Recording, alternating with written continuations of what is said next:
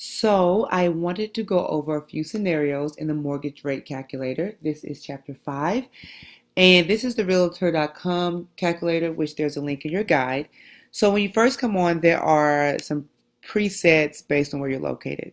So the presets for me are Atlanta, $400,000 price, 20% down payment, excellent credit score, 30-year fixed, all points. So these were already in there. So I like to sort by APR just because we're looking. It makes it easier to compare for this walkthrough. So you see with those criterias, 30-year fixed, 4.356 APR, 1,551 a month, $9,000 in fees. Now there's a 2.481 points. So points are what you pay in order to get your mortgage rate down. You have to come with that money. When you close, they actually call it like paying down your mortgage or your interest. So you bring more money to get a lower interest rate. Those are called points. So let's say we change this. And what we change is the down payment from 20 to 10%.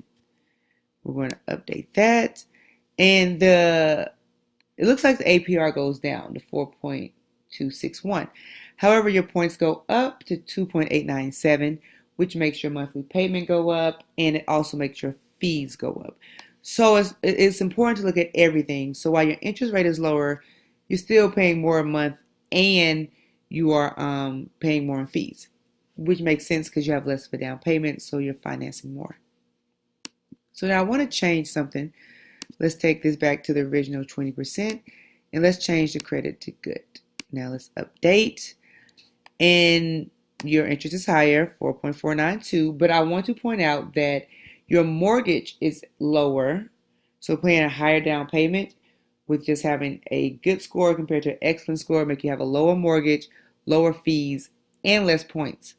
So if your credit score is not great, if you have more of a down payment, you can still come out great. Now, one thing I want to do, I want to sort this by relevance. And the reason I'm doing that is because you see here you have a higher APR, but you have less points, which means you have less fees, and you have a pretty close monthly payment.